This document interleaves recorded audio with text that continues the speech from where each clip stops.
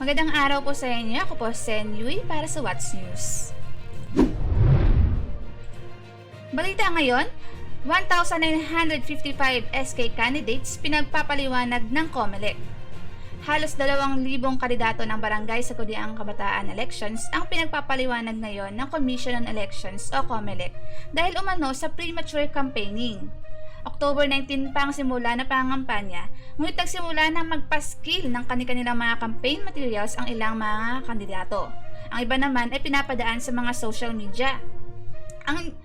Ngayong October 30 na po ang Barangay SK Elections. At para pag-usapan ang topic na yan, makakasama po natin ngayon si Kuya Yeri at si Gama. Hello guys. Yun, so Naka-register na ba? Nakaregister. Lahat? Nakaregister Kasi na ba sa boto? Hindi kasi, di ba? Boto nga. Pipili kayo ng mga barangay at SK. part pa rin naman kasi talaga yun. Baka matanggal yung nyo, tawag dito. May tawag doon, di ba? Yung Ano siya? Ano? Parang pag di isa ka sa nakaboto. Oo, pag nakatatlo, di ba? Sabi? Pag nakadalawa. Nakadalawa dalawa ba? lang, dalawa nga lang pala. So, dyan sa issue na yan, sa akin, what's new? Hindi, pero ito nga. Oo.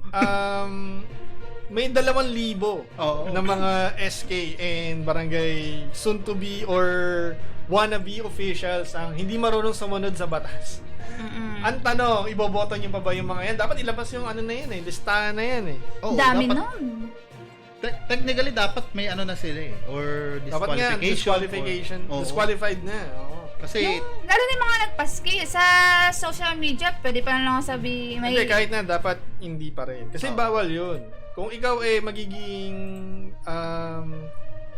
barangay official o SK, kasi stepping stone yan sa mas matataas na mga posisyon Dapat kahit na barangay lang yan o SK lang yan, mahigpit pa rin tayo.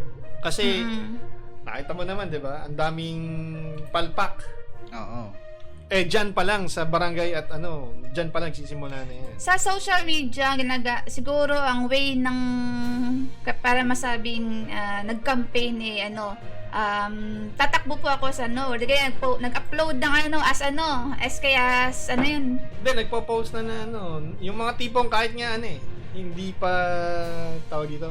Wala pang nakalagay na tatakbo, pero yung syempre yung mukha mo may mga pahiwatig na. Paano yung mga nagpa-picture, nagko-courtesy call sa mga sa mga mayor? Di ba kasi nag-upload yung mga mayor, vice mayor na mga nag-courtesy call. Pwede sabihin hindi yun pangampanya. Oo. Parang Ang alam ko, pwede pa pagka hindi pa simula ng tawag doon, yung tawag doon. Yung filing, oo. di ba? Nag-filing na Oo. kaya bawal na talaga. Pagka wala pang filing, pwede pang PR ganun. ganyan.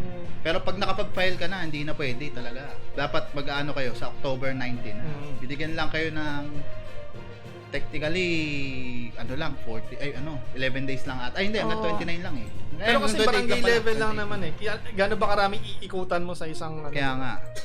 Well, ang nakakabahala nga yung barangay yung barangay election kasi nagkakaroon din ng karahasan.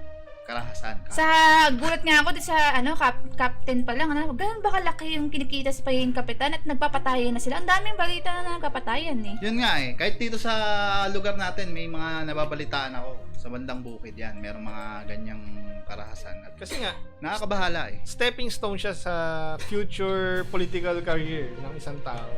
Ibig sabihin, kapag ikaw, halimbawa, nanalo kang barangay captain, meron ka pang lumaban as yung tinatawag na ABC. Yan yung yung leader ng mga barangay captain sa isang bayan. And halimbawa, sabihin na natin na may isang nawala na Konsyal? so pwede siyang humalili. Kasi katumbas na siya ng isang kagawad ng bayan. ng bayan. So siya, kumbaga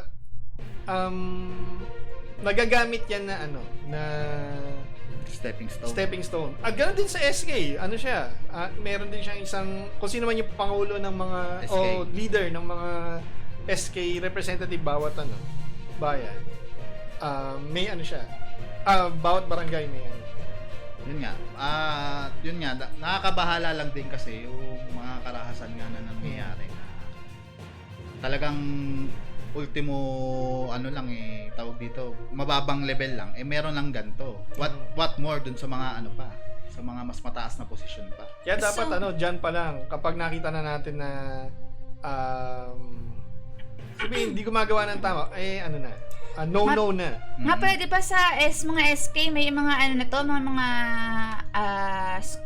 tamba, allowance, kasi parang may bago ng rule May sahod ang SK actually. Oo. May sahod ang SK. Hindi ko maano ko pero nasa 20 to 30,000 ata. Actually, kahit sa yung mga nasa universities, yung mga tinatawag na student regent, actually may honorarium tuwing magmi-meeting. Tuwing meeting. Yung Kapag mga student government, ganun. Yes. May honorarium yun. Akala ko ano lang yun, yung mga gustong tumakbo, gusto lang nila may maganda yung resume nila, etc. Hindi.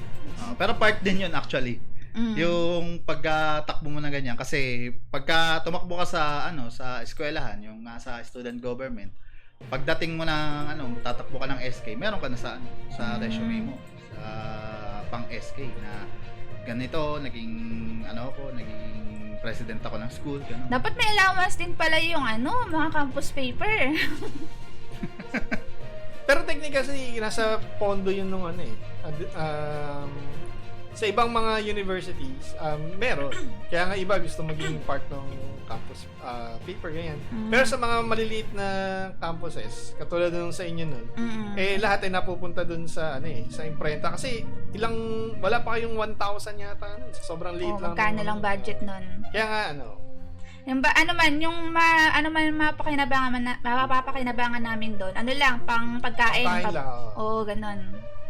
And kasi, yun nga, i-check nyo syempre yung anong klaseng leader ba yung gusto nyong ihubog. Kasi society din na may kasalanan bakit nagiging corrupt ang mga kasi pinapayagan, hinahayaan. SK pa lang to, Oo. So, ang dami niyan.